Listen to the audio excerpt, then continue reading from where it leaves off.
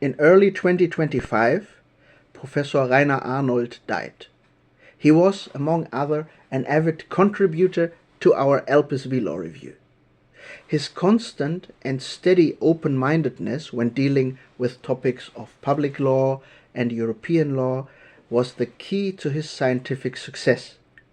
This open-mindedness, which I'd rather say goes back directly to Socrates, is actually needed in our society, especially in present times.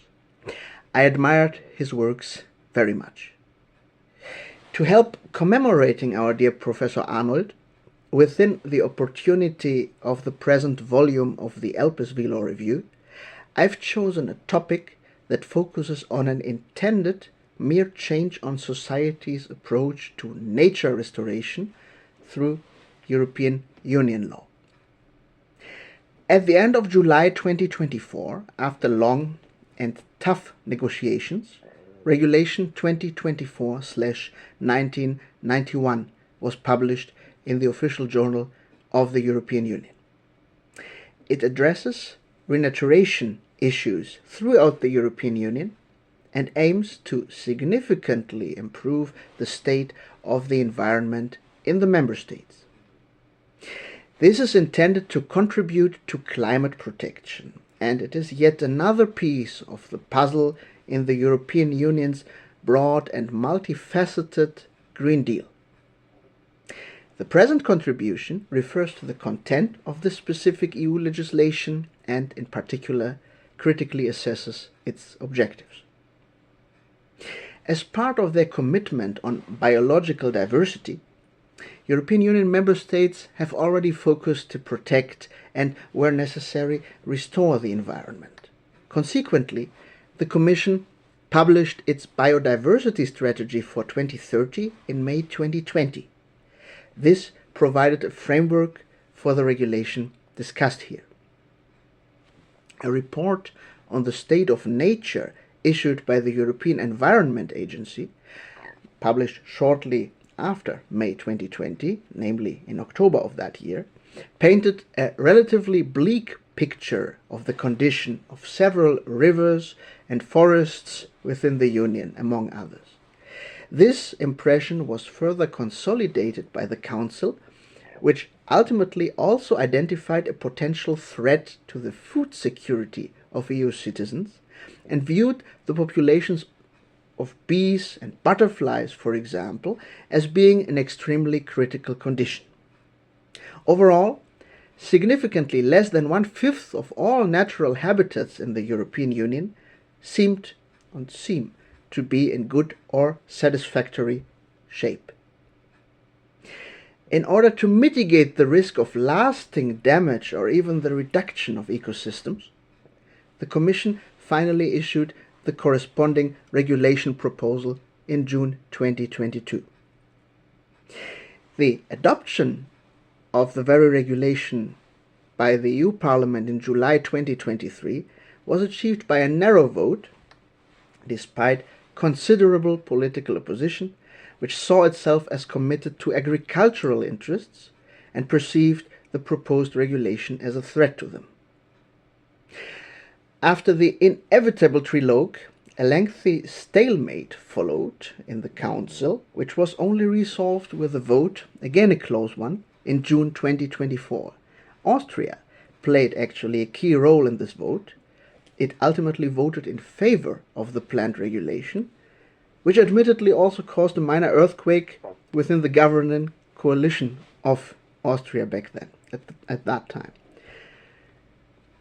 The very same legal act, this regulation 2024/1991, has evidently not yet achieved comparable political prominence in other member states.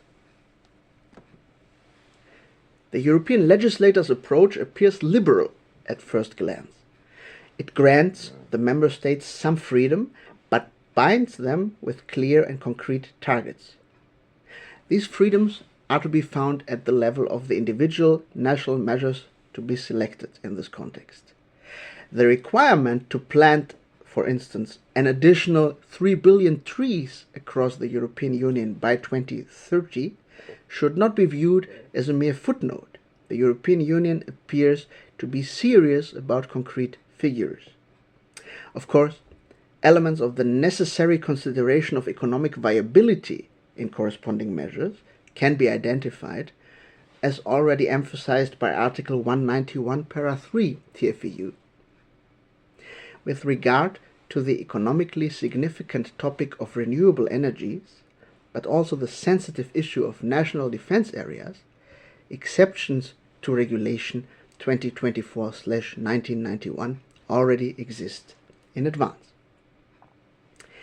In many member states, numerous biotopes are currently lying fallow, as is understandable from the above-mentioned communications and reports by the European Union.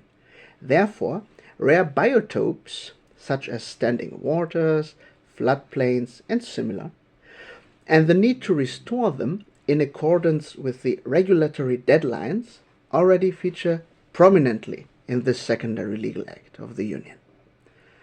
Urban ecosystems, in many cases drastically reduced green spaces, also represent a problem that this regulation aims to address. Urban nature has always been a collateral problem of European affluent society, the thematic treatment of which often reveals a bad conscience rather than practical and sustainable solutions. However, the corresponding Article 8 of this very regulation is also somewhat more defensive and merely aims for no further net loss of such areas by 2030. Only from 2031 onwards are member states called upon to promote increasing trends in this regard. Furthermore, the issue of free-flowing rivers is central to this regulation, as Article 9, para 1 aims to restore at least 25,000 kilometers of free-flowing rivers by 2030. This should particularly benefit endemic fish species and, so to speak, open up cross-border habitats for them. Agricultural and eco-forest systems should also be restored by the member states following this regulation. As an example, this should not only restore 50% of agriculturally used drained peatlands by the member states by 2050 at the latest, but also generally serve the necessary biodiversity and ideally contribute to sustainable food supply and climate protection. The European legislator identifies here, among other things, the number of field bird species present, but also the proportion of dead wood and cross-border connectivity between individual forests and the diversity of tree species found. The quantity and diversity of pollinators, such as bees, should also be consolidated and improved wherever possible. This is all understandable, of course, and indeed logical. The main problem, however, is not the wording of necessary but worthy goals. The possible financing of such measures will be difficult. Regulation 2024/1991 is remarkably vague on this point. Recital 54 to it briefly mentions that, quote, financially attractive financing schemes for owners, farmers, and other land users who voluntarily participate in such practices are important for achieving the long-term benefits of restoration, unquote. Recital 60 to the very same regulation adds that, quote, financial resources for the restoration and revetting of drained peatlands and for compensation for any income losses may come from a variety of different sources, including expenditure from the union budget and union financing programs, unquote, some of which are listed rather broadly in Recital 78 to this very regulation. Whether this and the even not infinite support of relevant private initiatives can be sufficient is currently not clear. In the regulation text itself, Article 16, para 3 litera U reiterates that elements of the estimated financing needs must be included in the national restoration plan of each member state, which should ultimately also be part of the continuous reporting of the member states to the Commission. Of course, by avoiding an overly strict corset, including predefined concrete measures, the European legislator wants to prevent this regulation from putting itself on the back foot from its very outset.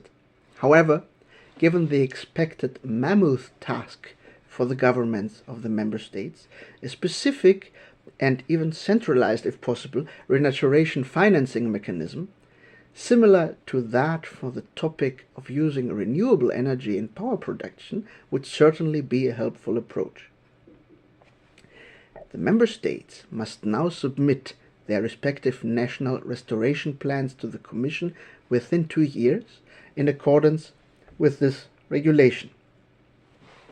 Their plans must take into account the essential requirements of the regulation's Article 15, it is the necessary specification of planned concrete measures for a time horizon up to 2050, including the quantification of areas to be restored. This means that, for instance, in the German case, the new current federal government must also consider these requirements and submit a plan, a national plan, accordingly by September 1st, 2026. This plan will then be assessed by the Commission, as it happens for all the member states, within 6 months of receipt, and each national restoration plan should in turn be revised and adapted if necessary, for which the regulation also provides certain deadlines. As a result of all that, all member states of the Union are subject to fairly strict monitoring, which requires relevant reports to the Commission on progress, initially by the end of June 2031, and then at least every 6 years.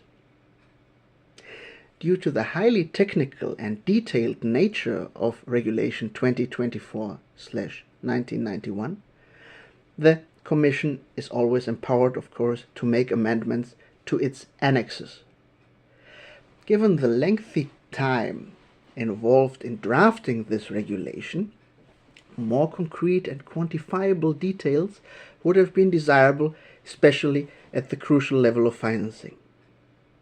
Therefore, the European Union member states' governments face an extremely challenging task in the context of nature, and conservation and renaturation. This is certainly not going to be easy, but at the end of the day, in light of the European Union Green Deal, it's probably going to be necessary to be achieved. Thank you very much.